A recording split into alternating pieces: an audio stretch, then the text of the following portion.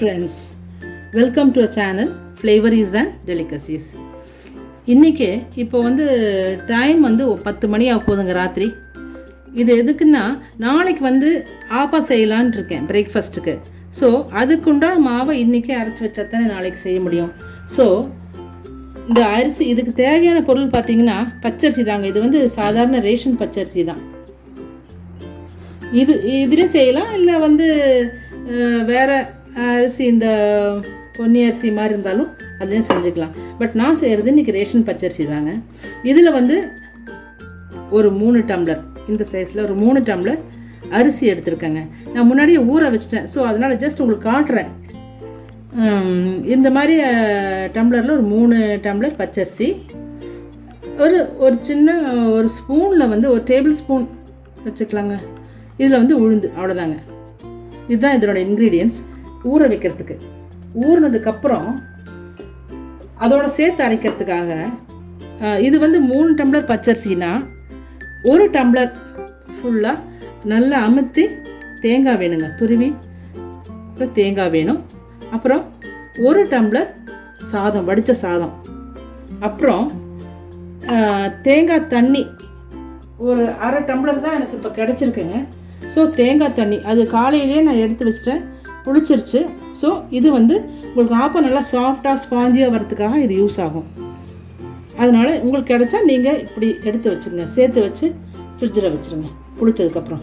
So இவ்வளோ தாங்க தேவை. அரைக்கும்போது கொஞ்சம் சர்க்கரை போட்டு அரைக்கணும், சர்க்கரையும் உப்பும் போட்டு அரைக்கணும், ஃபெர்மெண்ட் ஆகிறதுக்காக அது யூஸ்ஃபுல்லாக இருக்கும்.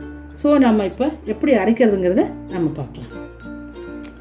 இப்போது இதுதாங்க நான் 4 ஹவர்ஸ் முன்னாடி ஊற வச்ச பச்சரிசி. இது அப்போவே நான் ஒரு 3-4 தடவை கழுகி ஊற வச்சுருக்கேங்க. இப்போ நல்லா ஊறியாச்சு.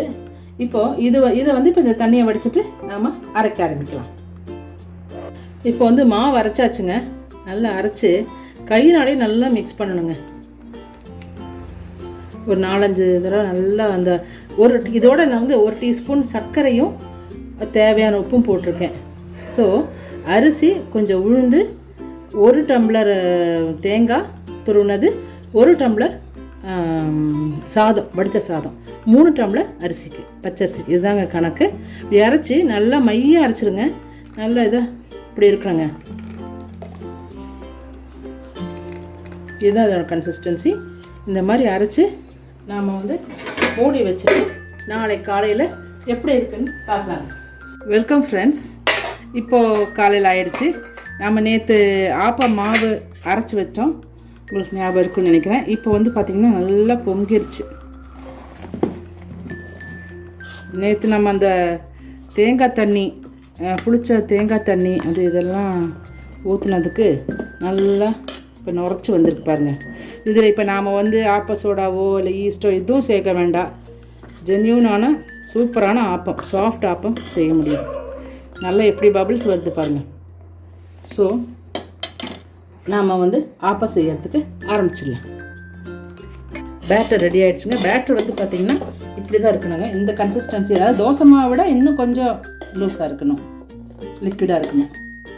அப்போ நம்ம ஆப்பம் செய்ய ஆரம்பிச்சிடலாங்க. நாட் ஸ்டிக் பேனில் தான் செய்கிறேன்.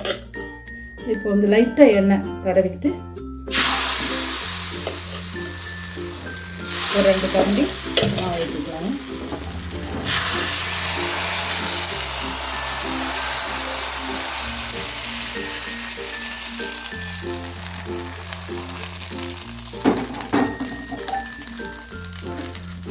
மூடி வச்சுக்கலாம். இப்போ எடுத்துடலாங்க. ஆயிடுச்சு.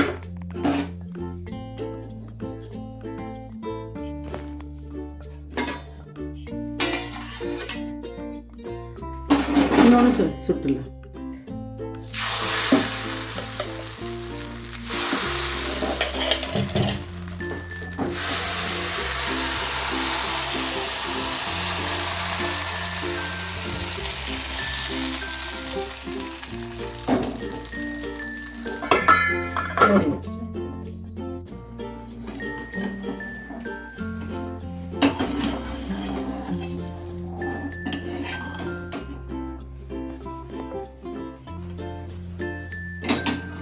இது பார்த்திங்கன்னா சிவப்பு நெஸ் நல்லா மெத்து மெத்து நல்லா இருக்குங்க. நீங்களும் ட்ரை பண்ணி பாருங்கள். ஓகே, இப்போ வந்து ஆச்சுங்க. ஆப்பத்தோட சர்வ் பண்ணுறேங்க. இது முட்டை, இதுக்கு காம்பினேஷன் முட்டை கிரேவி பண்ணியிருக்காங்க. இந்த முட்டை கிரேவியோட ரெசிபி வந்து டிஸ்கிரிப்ஷன் பாக்ஸில் இருக்குங்க, நீங்கள் பார்த்துக்குங்க. அதோட லிங்க் கிளிக் பண்ணி பார்த்துக்குங்க. அவ்வளோதாங்க. நீங்கள் வீட்டில் செஞ்சு பாருங்கள், என்ஜாய் பண்ணுங்கள். தேங்க்யூ.